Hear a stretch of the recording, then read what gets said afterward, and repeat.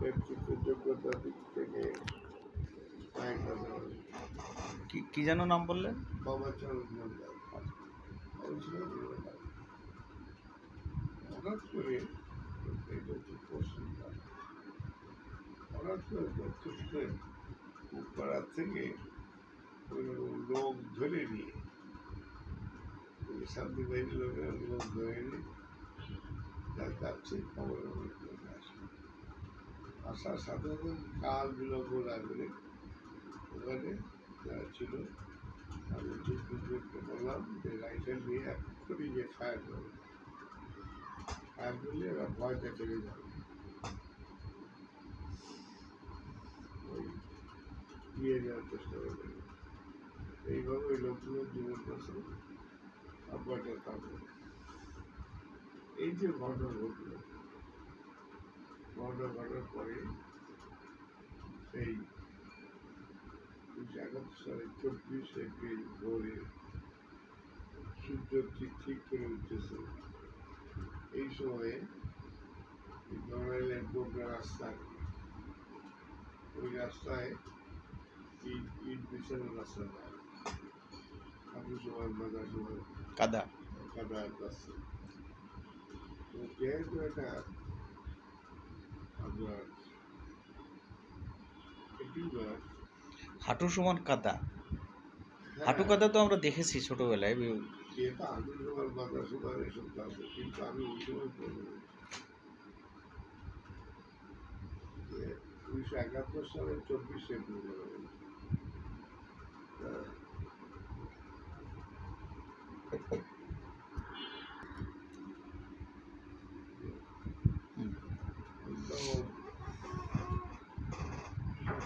কথা বলছি। যখন আমি রেঞ্জারের যে গাড়ি, রেঞ্জার, সেই গাড়ি ওই রাস্তা দিয়ে যেতে পারত গোবরা বাজার থেকে, তাতে কাদা পানি যায় তা দেবে না। এরকমভাবে অত সকাল বলে মানে আপনি তো একটু লোন নেই ধরেই করেছি যে কিংরাটা করবেন করতে থাকবে। তারপর তো আপনার ওই জলচের গোটা থেকে দেখে ওই অরমদানের নামার আগে একটা বট গাছ আছে, ওই বট গাছের কাছে এসে ফায়ারিং শুরু করে।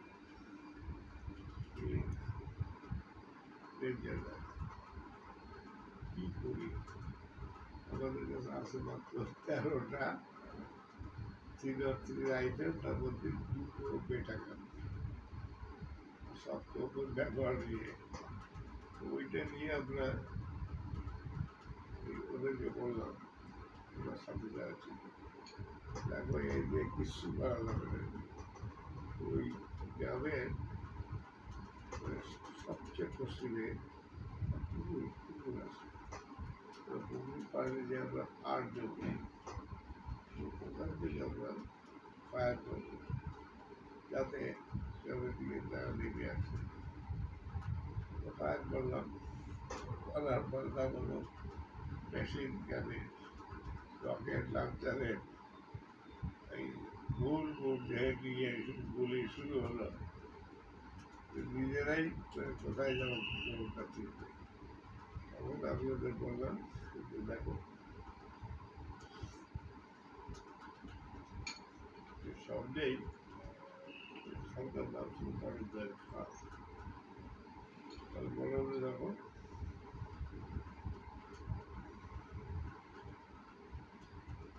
আমরা যেভাবে হোক বড়দের খাল পার হয়ে ওদের ওই বলি চলাতে গ্রাম আছে, তো তার এখানে রামনগর চড়ক মিলে একটা গ্রাম আছে, ওই গ্রামে বিশাল পাঠ আছে। ওদের ওখানে যাওয়া ছাড়া আমার তার কোনো পথ নেই। এখন কলিং শুরু করলাম। প্রথম ওই কাদা পানির মধ্যে কলিং, আমি আর পানি উঠতেছিলাম না। তখন আমি সবাইকে বললাম, দেখো আমি কিন্তু দৌড়ানো শুরু, আমি দৌড়ের মধ্যে আসতে পারছিলাম, দৌড়ানো শুরু করলাম, তোমরা কলিং করে করে আসো।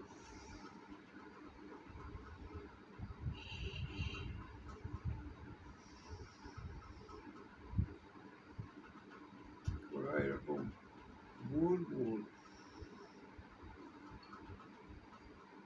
গুলি করতে লাগলো, যে গুলি আর বাজার গুলি দেয় না, গুলি আর বাজার দেয় পড়ছে।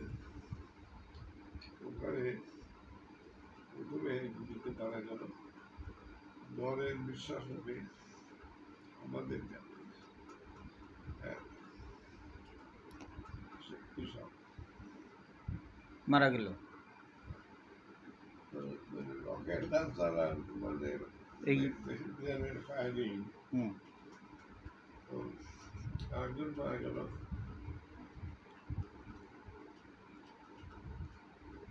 আপনাদের সাথে তখন 13টা আর্মস বললেন, আর সাথে লোক কতজন তখন আপনারা আছেন? 13 জনই। গ্রামের লোক, তাদের ভয়ের মধ্যে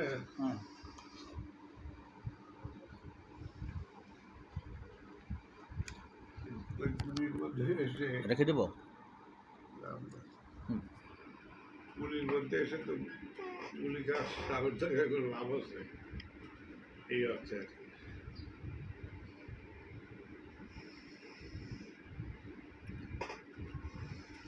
খুব কষ্ট দৌড়ে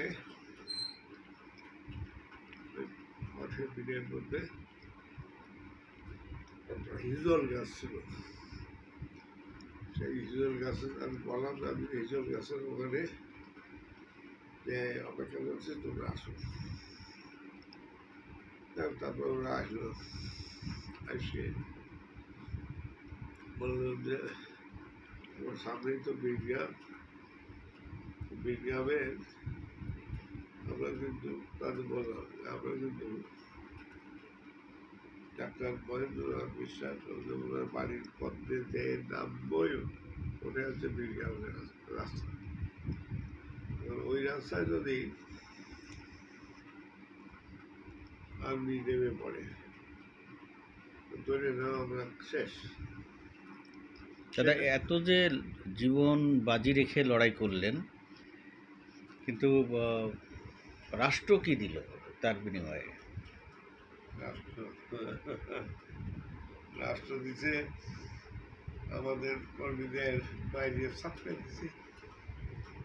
আপনিও তো একেবারে চরম বিপদের ভিতর থেকে বের হয়ে আসছেন। চরম বিপদ মানে কি বাইরে আমরা রাখছিল নাকি কিছু। তারপরে এত লোকের জীবন বাঁচালেন আপনি, যাদের জীবন বাঁচিয়েছেন এরা কি খোঁজ খবর রাখে? কি সব কঠিন প্রশ্ন করতে লাগলেন। বেশিরভাগই আসলে ভুলে বসে আছে অনেকেই। তার কারণ আছে, তার তো কারণ আছে। রাজনৈতিক পারিপার্শ্বিক এরকম সব কিছু আপনার সেই পার্টি, যে পার্টির নেতৃত্বে লড়াই করলাম সেই পার্টি 72 সালে হলো পূর্ব পাকিস্তানের পার্টি। কোথায় বাংলাদেশ আর হলো পূর্ব পাকিস্তান, ও তো 1 সেকেন্ডের জন্য বাঁধতে পারি।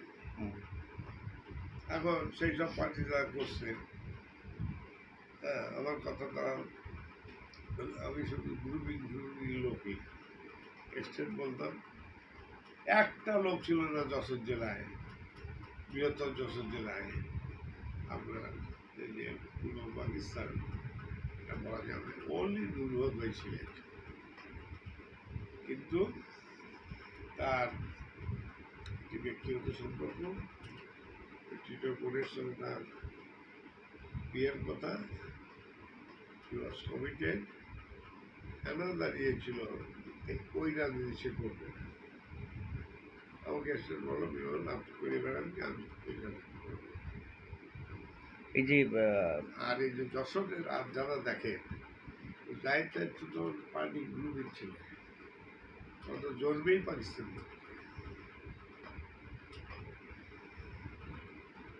তাহলে এই যে সবচেয়ে বড় একটা বিপদ হচ্ছে এই ধরনের সংগঠন থেকে বের হয়ে আসাও তো একটা রিস্ক।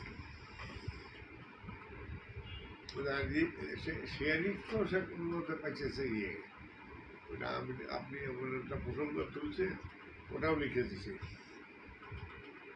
1980 সালে জেলখানাতে বেরোয় এসে আমি বললাম যে দাদা, আমি তো আব্দুল হকের ভুল রাজনৈতিক গাড্ডা পড়লাম, আপনি কায়জাফর আর মেননকে নিয়ে কমিশনারি করতে গেছিলেন, কতদূর আগাইছে, কতদূর কমিশনারি আগাইছে? দাদা চুপ ছিলেন। তারপর আমি আরো এগিয়ে বললাম যে আপনার তাদের আদর্শে বিশ্বাস করে না, আপনি কিন্তু তাদের দিয়ে কমিশনারি করতেন। আমি বললাম যে আমি বাঁচতে পারতাম ভুল রাজনীতির থেকে যদি আপনি আর নজরুল ভাই, আমার এত লোক দরকার ছিল না, আপনারা যদি খাইজাফতের সঙ্গে না নেই, সেফ আপনার দুজন যদি বলতেন স্বাধীন বাংলাদেশে এই হচ্ছে করণীয়, আমাকে তার সাথে পেতে এসেছে, আমাকে তার সাথে পাওয়া আমাদের বৃহত্তর যশোর একটা বড় অংশ আমি লিখে দিচ্ছি, কিন্তু অমল সেনকে আমি ওটা লিখে দিচ্ছি। আমি আপনার অঞ্চলে গিয়ে আপনার সময়ের যারা সমসাময়িক রাজনীতিবিদ ছিলেন বা আপনাকে স্নেহ করতেন, সিনিয়র ছিলেন, ছোট যারা ছিল শ্রদ্ধা করতেন, এদের কারোর সাথে কথা বলেছি।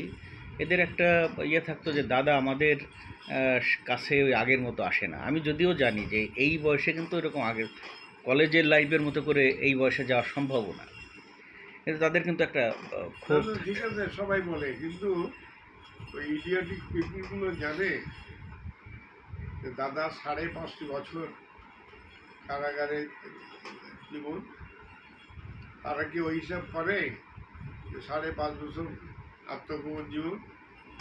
হ্যাঁ, তখন তারা কে দাদার খবর নিয়েছে আছে।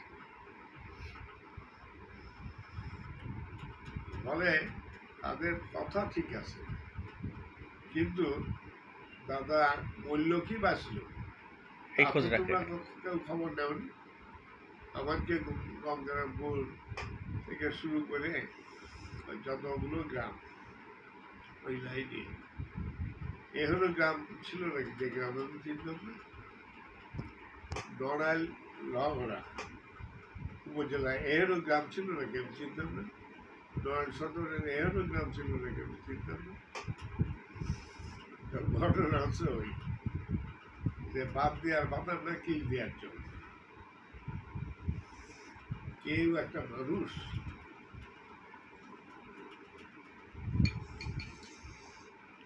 তবে এই যে মানুষের উপকার করার কারণে আপনি এই যে বেঁচে থাকাটাও কিন্তু একটা আশীর্বাদ দাদা, মানুষের আশীর্বাদ। আমি সুপার ন্যাচারাল কোনো কারোর বলছি না, বাট এটাও একটা ব্যাপার যে বেঁচে থাকাটা এইভাবে এত বয়স পর্যন্ত টিকে থাকা, এটা এটা সুস্থই বলা যায়, একেবারে অসুস্থ বলা যাবে না। যে যদিও এই বয়সে আমরা আপনাদের বয়সে সুস্থ থাকতে পারতাম।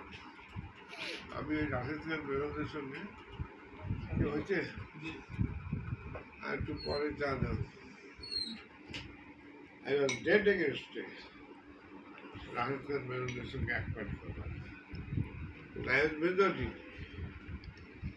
কিন্তু আমি হিসাব করে দেখলাম those who are known to figure publicly, everybody ভোটের পক্ষে, আর আমার সঙ্গে যারা মেজরিটি তারা ওইভাবে নোন ফিগার নয়, বাট মেজরিটি। ওই কারণে আমি মনে করলাম যে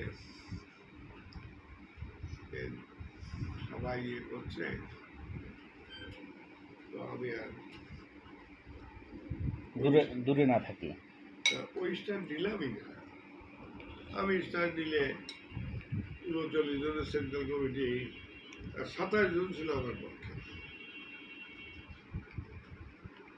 কিন্তু ওই যে আমরা বললাম এই 27 জনের মধ্যে একমাত্র অমর হোসেন, নজরুল ইসলাম এছাড়া একটা লোক ছিল না।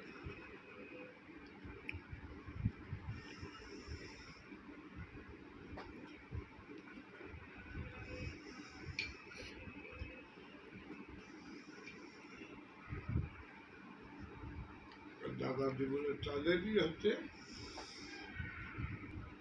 আর ওই লোককে জন্যই ওই পথে যাওয়ার জন্যই নজরুল মাত্র 54 বছর বয়সে মৃত্যু হয়। এই যে সারাটা জীবন যে মানুষের জন্য ত্যাগ করলেন, এটা কি এখন এখন আপনার অনুভূতি কি দাদা? আমি ত্যাগ করি, কোনো ত্যাগ করছি। আমি মানুষের কাজে ফাইট করব, তা করতে এসে যদি আমার জ্ঞান বুদ্ধি আরও ভালো থাকতো, যে ভুলগুলো এসে হতো না। তার মধ্যে একটা বললাম কত তো রাশেদ মেনন কমিউনিস্ট না, এ তো যখনই আমার ওই পজিশন নিলাম তখন জাহিদ জাহিদ মার্কা লোক না, একবারও বলিনি রাশেদ মেনন ফজলেশন বাক্সার দুর্নীতি করেছে আমি জানি, but that was not important issue. Important issue হচ্ছে কমিউনিস্ট আদর্শ থেকে ডেভিয়েট করবে, দেখেন আমি আমার সমাজে টেলিভিশনের ইন্টারভিউ হয়েছিল, আর কিছু কিছু ওই যে যশোরে খুবই যেন এক ছেলে আছে, কিছু কিছু ইন্টারভিউ তার কাছে আছে, সে আমার কাছেও কয়েকটা পাঠিয়েছে, আপনাকে শোনাই দিতে পারি। যতবার প্রশ্ন করছেন রাহেতের বাচ্চা আর্থিক দুর্নীতি হ্যান্দার ইত্যাদি, তাহলে ওটা তো পত্রিকায় পড়েছে, কিন্তু তারা যে দুর্নীতি করেছে আমার কাছে কোনো প্রমাণ নেই।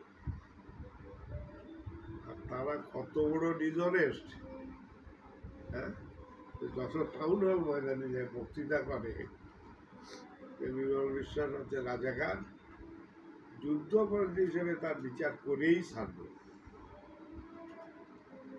আমি যুদ্ধ বিচার করেই ছাড়বে, এবং সেই রাজনীতি শুধু টাউন হল সেটা এই একই বক্তৃতা করেছে তারা 11 করে তেভাগার অঞ্চলে। হ্যাঁ, নজরুল ইসলাম অ্যাডভোকেট নজরুল ইসলাম, সে এই ফজলেশন বাচ্চাদের এসব নিয়ে হেমন্ত তার গ্রাম বড় গ্রাম,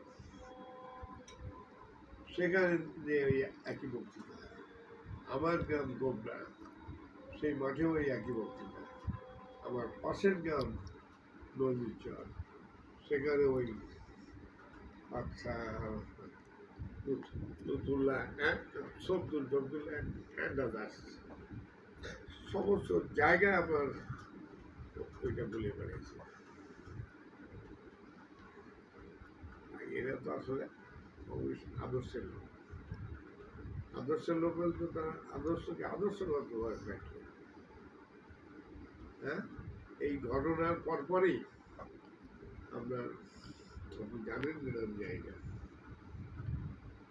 হচ্ছে তাপস দূরবর্তী, ওই প্রথম সে হোটেলের নিচে বলে এসকনের টাকা খেয়ে বিশ্বাস পাঠিয়ে খেয়ে দিচ্ছে। সাক্ষী, আমার সাক্ষী আছে নুরিন আর জহুর,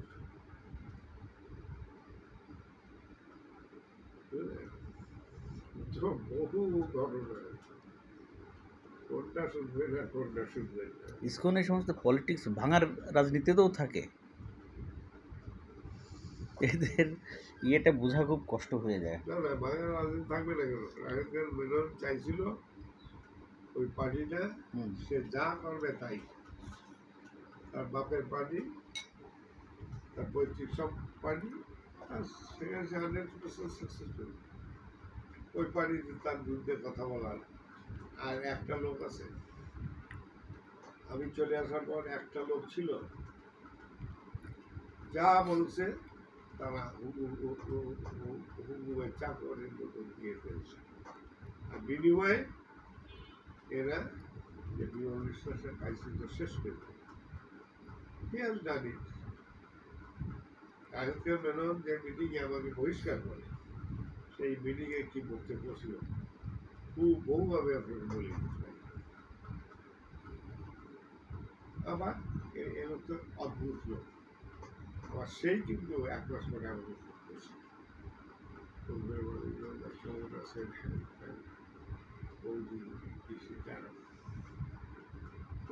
বিচিত্র লোক। তারপরে কিছুদিন পরেই তোমার বলছে যে আপনার যদি মনে থাকে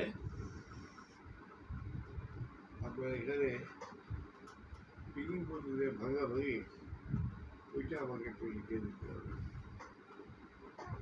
আপনি কতক্ষণ পর্যন্ত লিখে দিলে আপনার হবে? আমি তো অত জানি না। তখন আমি বললাম যে মিনিমাম 18 ঘন্টা, আর আপগুলোকে আপনার একটু ছেড়ে হলো এই। তখন বলে বললাম যে প্রশ্নপত্রিকার খণ্ড এনে আপনার দরকার নেই। তাহলে হ্যাঁ, ওইটা কিন্তু ভালো হয়। তখন আমি বললাম মস্কবন্দীদের ব্রাহ্মণগিরি আপনার কিভাবে কখন থেকে ওদের পানি ভাঙাভাঙি শুরু হয়েছে, ব্রাহ্মণদের পরিস্থিতি সহ আপনার বিভিন্ন সব লিখে দিচ্ছে। উনি একটু যে ইয়েতে লিখলাম যোগ্য রাজনীতিবিদ, কিন্তু তিনি কমিউনিস্ট আদর্শে বিশ্বাস করতেন। ওইটা লেখার পরে অনেকদিন কমপ্লিট করতেন। তো তারপরেও ফোন করছে। মানে এই সত্য আমি যা বলেছি সে সত্য যে কত সত্য, একটা পার্টি সিপিবি থেকে কোনো অংশে আমরা পরিধির দিকতে বলছি, পেরিফেরির দিক থেকে বলছি, কোনো অংশে কম ছিল না। রাজকামেরও আপনার 19টি জেলায় পার্টি ছিল, কিন্তু আমি বিমল বিশ্বাস ঐক্য করতে করতে ঐক্য করেছিলাম, তাতে 45টি জেলায় আপনার পার্টি ছিল। 8টা খণ্ডকে একত্রিত করছে। বিপ্লবী কমিউনিস্ট পার্টি, তারপরে সময় দিলেন টিপু বিশ্বাসকে নিয়ে করলাম বিপ্লবী কমিউনিস্ট লীগ, সময় দলের একাংশকে নিয়ে করলাম বাংলাদেশের কমিউনিস্ট লীগ, কংগ্রেস পার্টির এক অংশকে নিয়ে করলাম ইউনাইটেড কমিউনিস্ট লীগ, আরও অনেক খণ্ড করছে। সব লিখে দিয়েছি। দুঃখ লাগে আর কি। মানে এত চেষ্টা করেও ফাইনালি বাম সংগঠনগুলোকে একটা জায়গায় এনে দাঁড় করানো গেল না। যাবে না তো। এবং মানে ভুলই হচ্ছে বিস্ময়। ভারতের কমিউনিস্ট পার্টির জন্মই হচ্ছে বুর্জোয়ালির ভিত্তিতে। বলে যাদের একটা আদর্শগত স্বাধীন অবস্থান থাকে তাদের একটা, তাদের মাথা থাকে বুর্জোয়া দলের প্রতি। সেখানে যা হয়েছে এখন বাকি বহু রেফারেন্স দিয়ে লিখেছি। আমি বহু রেফারেন্স দিয়ে আমরা লিখেছি যে এই যে বস্ত্রবিধিক ভাগাভাগি কমিউনিস্ট আন্দোলনের সবচেয়ে ক্ষতিকর বিপর্যয়কর কর্মটি। এই ভাঙন অপরিহার্য ছিল না। মাঝপথে মিনিমাম ধারণা থাকলে কে বিতর্কের মধ্যে আপনার হল পার্টি ভাঙলে প্রশ্নই আসে।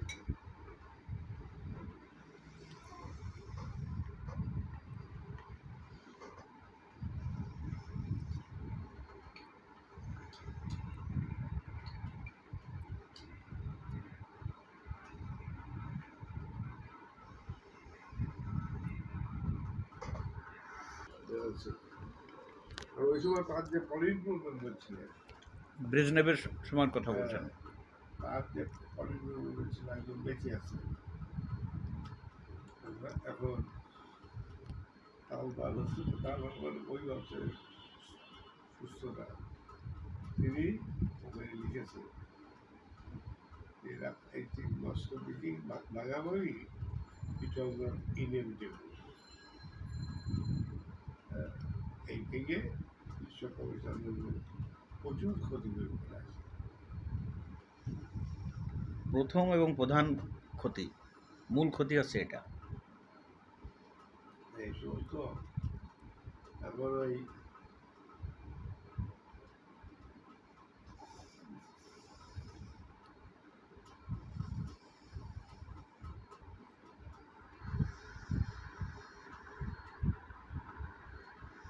হাসিবের জানতে গেছে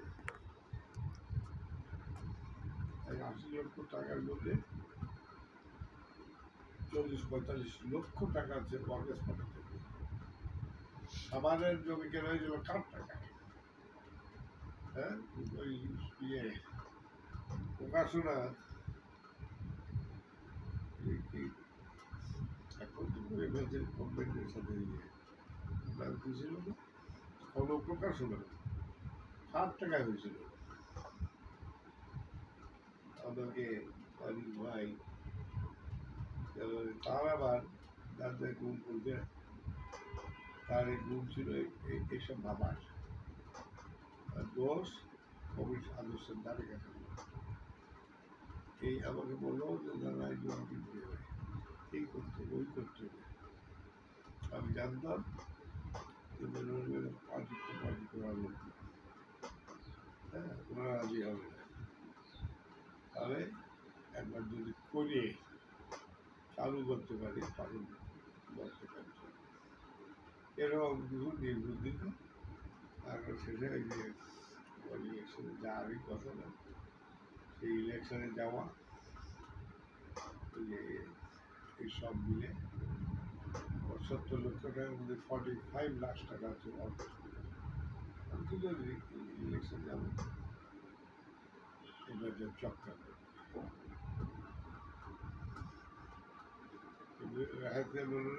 পার্টির সংগঠনের কথা আমার যে তাদের হিসাবে একটা যে কন্ট্রোল ছিল, কন্ট্রোলকে যদি আপনি নষ্ট করছেন তাহলে আমাকে বিপদে ফেলতে হবে। আর বিপদে ফেলতে গেলে ইলেকশনে পাঠাতে হবে। আর আমি দেখুন অবিশ্বস্ত লোকদের কথা বিশ্বাস করলাম। আমি সুরন্ত দাসকে খুব বিশ্বাস করি, বেরোবাইটা এটা। আর সুরন্ত দাস যে ওই চেতনার দিক থেকে প্রায় কাছাকাছি, এটা আমার ভাবতেও কষ্ট লাগে। আয়াতের বেরোন তো সর্বশেষ আমার সাথে তো আগেই ছিল। সর্বশেষ আপনাদের সুরন্ত দাসের সঙ্গে বিতর্ক করছে, দেখেন ওই পশ্চিমের দর্শনের কথা যাই বলেন, আসলে একটা কিছু আছে তাদের থাকে সেই দর্শনে পাঠি করিবে না। কিন্তু অ্যারিস্টটল, প্লেটো, সক্রেটিস তারাই তো ওই সময় থেকে বস্তু পারে। তখন তো বস্তুবাদ দর্শনের জন্মই হয়। হ্যাঁ, হেরাক্লিটাস, কত গুণটা আমরা নিয়ে করবো যখন একটা থিওরিটিক্যাল ফাউন্ডেশন দিয়ে গেল ক্যানভাস। কি দুর্ভাগ্য, তারা কিছু মনে করেন না। 92 সালে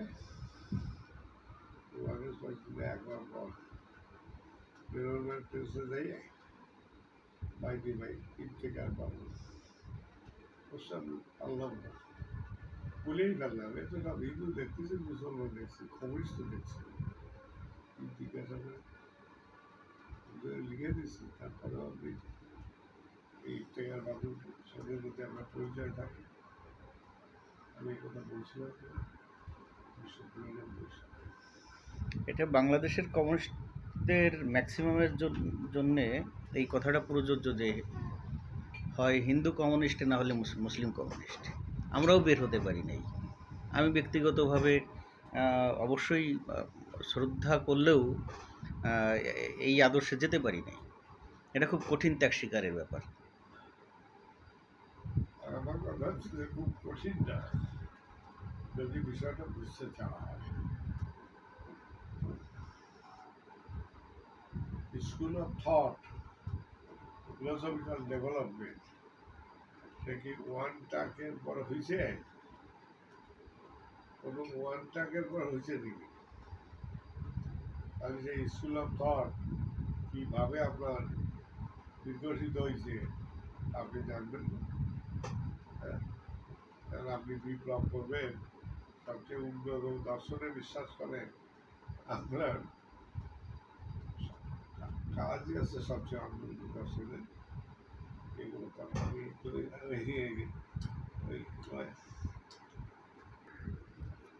ভারতের বেরোল হঠাৎ করে কলিঙ্গ দেশে আসসালামু আলাইকুম বলা শুরু করলো। আমি বলবো এটা কি? তো কি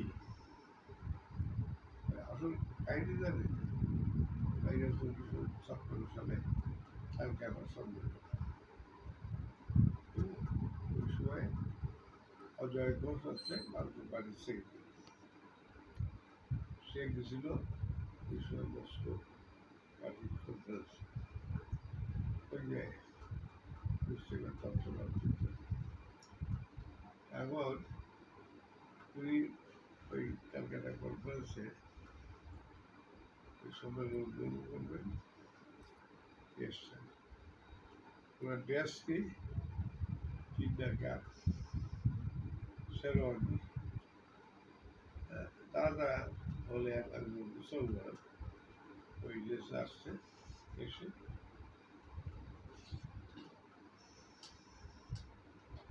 প্রথমেই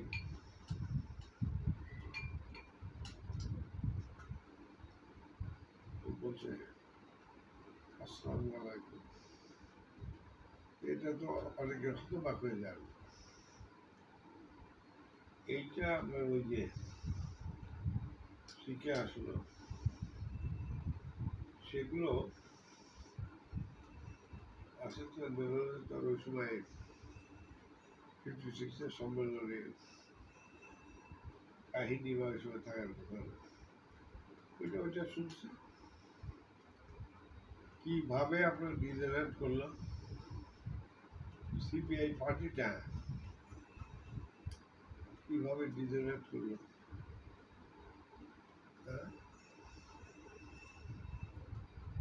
পার্টিটাকে কিভাবে আপনার এক ধরনের মুসলমানের পার্টি বানানোর জন্য সেই 56-এর কংগ্রেস বা লাইন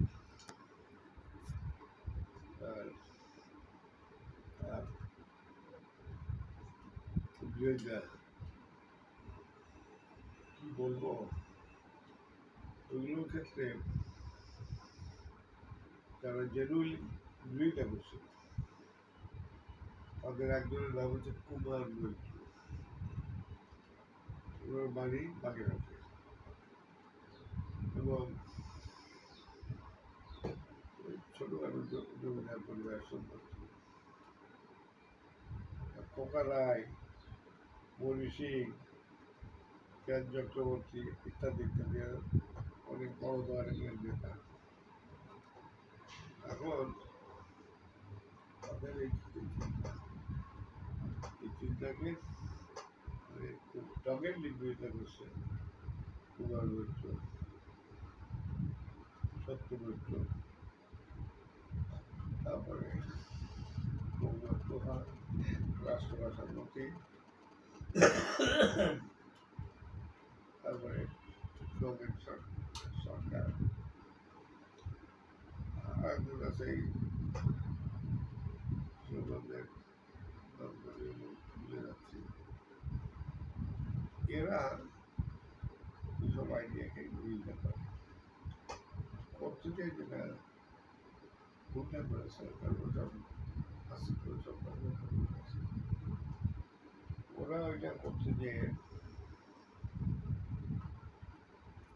যে ভুলটা করেছে সেটা যে কমিউনিস্ট পার্টি যে সেই সংগ্রামের ভিত্তিতে গড়ে ওঠা পার্টি ফলে ওই জায়গাতে বিরোধিতা করা এটা না করে উপর থেকে বিরোধিতা করতে গেছে যার ফলে এই আপনার তো কয়জনের নাম করলাম এর সাথে ধরেন এই আবুল বাসার দেবেন সিকদার এরকম নাম এমপি প্রত্যেকে বিরোধিতা করছে বিরোধিতা বলতে হবে পজিটিভটা কি সেই পজিটিভটা আমাকে পারলে বলেই অবস্থান বাংলায় ছোট নিয়ে বলবো এই আর কি দাদা এটা শেষ করে দিচ্ছি ভিডিওটা। হ্যাঁ, আপনার সুস্থতা কামনা করি। এই সময়ে আপনার হঠাৎ করে প্র্যাকটিক্যালি সঠিক লাইনের প্রতিফলন হয় না ওর মধ্য দিয়েও তো বিষয়টা থেকে যায় যে দুই পক্ষের সাথে লড়াই এইটা মানে লড়াইলে প্রথমে হিন্দু এলাকাগুলোতে প্রচণ্ডভাবে আমরা ওই লুটপাট শুরু হয়ে তখন শান্তি কমিটিও গঠন হয় 1971 সালের 23 এপ্রিল ওই আউলিয়া মিলে একটা গ্রাম আছে নজরুল গ্রাম একজন নজরুল ওদের গ্রাম আর ওদের গ্রাম মানে তখন সব রাজাকার ছাড়া আওয়ামী লীগও ছিল না হয়তো সব আওয়ামী লীগ হয়েছে কত কি হয়েছে ওই গ্রাম থেকে আমরা কয়েকটা লোক তাদের জীবন বাঁচানোর জন্য চলে আসে আমাদের হেমন্ত সরকারের গ্রাম তার নাম হচ্ছে বরন্দা তো এসে ওখানে নিরাপদ বিশ্বাস নামে তার বাড়িতে থাকে আর আমি আমার পাকিস্তান গভর্নমেন্টের যেহেতু ওয়ারেন্ট আগের থেকে ছিল ফলে একটু ওপেন বুক করছি কিন্তু ডর সহজ তখন পর্যন্ত আসি না তো ওই ওই সময়কার জাতপাতের হিসাবে আপনার বৃহত্তর যশোর জেলার কুলিনদের মধ্যে পড়ে আর কি নাম বললেন? হরিপদ বোস। আচ্ছা, এটা আবার একটু বলে দিই, একটা বৃহত্তর যশোর চালুই ছিল কোটাকুলের ঘোষ পাইজের বোস, পাইজে বলে পাজিয়া, নড়াইলের পাজিয়া, নড়াইলের পাজিয়া, যশোরের পাজিয়া, যশোরের পাজিয়া, কোটাকুলের ঘোষ ইয়ে আপনার পাজিয়ার বোস, কলোরার মিত্র, আর এইরকম আর কি, যে কায়স্থ সম্প্রদায়ের মধ্যে ছিল না সপ্ত এক কুলিন হচ্ছে কায়স্থ ব্রাহ্মণ মানেই কুলি, সেই কায়স্থদের মধ্যে কুলিন তারা ছিল। সে হচ্ছে কোটাখোল বলে নওগাঁ উপজেলায় বর্দের কাছে একটা গ্রাম আছে। সেই কোটাখোলের যারা ঘোষ তারা কুলিনদের মধ্যে পড়ে, পাইজের যারা বোস তারা কুলিনদের মধ্যে পড়ে। কলোনার মিত্র তো জমিদার, হ্যাঁ, তারা আপনার ইয়ে করতে পারে, এইরকম আর কি মনে করে করে বলতে হবে। আমার লেখার মধ্যে আছে ওগুলো। ওগুলো খুঁজে নেবো এক সময় যেটা বললাম যে আপনার রিটায়ারমেন্ট চেষ্টা করবো আপনার সম্পূর্ণটা বের করার, যদি শরীরে খোলায় বেঁচে থাকে। তো যাই হোক, তো ফলে ওই স্যারকে দেখেছেন হেডমাস্টার, যে ওইটা বিমল তো বলতেছে এখন ও বিয়ে পরীক্ষা দেবে। তা স্যার তো অসম্ভব ভদ্রলোক ছিলেন, হরিবল বিশ্বাস, হরিবল ঘোষ। তো ওটা আইনের মধ্যে পড়বে। তখন ক্যামেরা যতই জামাত ইসলাম হোক, সে বললো যে আমরা ব্যাংকে সই করে দিলে পরীক্ষা দিতে পারবো, বুঝলেন? ব্যাংকে সই করে দিল। তারপর তো আমাকে বিয়ে পরীক্ষা দিতে দেবে না। হ্যাঁ, সেটা হচ্ছে জিপি মর্নিং বলি, এইচডিও, এমএনএ আলতাফ হোসেন, তারপর মুসলিম লীগের ওই যে জিবি মেম্বার ইত্যাদি। যেহেতু আমার ইয়ে নেই, পার্সেন্টেজ নেই, আমি প্রত্যেক দিন কলেজে থাকতাম। আমাকে প্রিন্সিপাল সাহেব বলছেন যে তুমি তো ক্লাস করো নাই, তো করি নাই তো। তো কি আমার মনে হয় কত 5% না কি একটা ছিল। তারপরে বললে আপনারা তো ঠিক করছেন যে 10টা ক্লাস যারা করবে তারা অ্যালার্ট। আমার কাছে ওই 10টার 5টা কোনো পার্থক্য নেই স্যার। হ্যাঁ, তো আমাকে অ্যালাউ করলে একটু পরমেশ্বরী একটা কথা রংলি বলে ফেলছিলাম। বিএ পাস করলে তো আমার একটা পাস করলে তো আমি করবো। তো সেইটা পশ্চিম বাংলাদেশ এসডিও, এই এমএনএ আমরা সাইফ আবির রহমান, খবর মমতাজ ভাই, আমরা যাতে পরীক্ষা না দিতে পারি, they have tried that level test, কিন্তু আমরা এটাকে চ্যালেঞ্জ হিসেবে দিচ্ছি মানুষ, দেখে আমাদের পরীক্ষা তোমরা না দিয়ে যাওয়া। কিন্তু যেটা বললেন যে কেরানি সাহেব জামাত করলেও ভালো মানুষ ছিল, তার মানে ওই সময় ভালো মানুষ বললি, আমি বলেছি যে জামাত হলেও তিনি ওই সত্যি কথাটা বলছিল। আচ্ছা, জামাত আমার দৃষ্টিতে ভালো টালো হয় না। কিন্তু এখন যে সাম্প্রদায়িকতাটা আমরা দেখি, এইরকম সাম্প্রদায়িকতা কি সেরকম ছিল সেই সময়? ছিল, কিন্তু তার এই ফর্মের পার্থক্য। ফর্মের পার্থক্য 67 সালে আমি 67 যেমন নবগঞ্জের জিএস প্রার্থী হিসাবে ইলেকশন করছি, ছাত্রলীগ, জামাত, এদের ক্যাম্পেইন কি ছিল? বিমল বিশ্বাস জাইলের ছেলে, বালাউনির বাচ্চা, ভারতের চর, এই সেগুলো স্লোগান ছিল সেই সময়। করার। না, বলছি সেই সময় তারা এগুলো বলতো। আর ওইটা পরবর্তীকালে এসে কেউ হয়তো বলেছে যে রয়ের চর, বলে নাথিং নিউ। 66-তে জিএস ছিলেন, 68-তে নাকি 67-68 63, 67 জিএস, 68-তে 67, 68 ভিপি।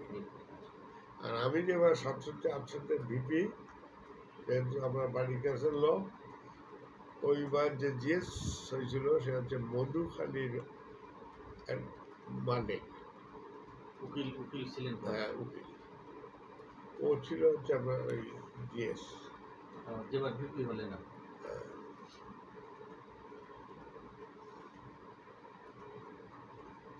আমার তো ওই সময় আর ওই তালিকা কে ভিপি, কে জিএস, কে কি, কয়েকদিন আগ পর্যন্ত মুখস্থ ছিল।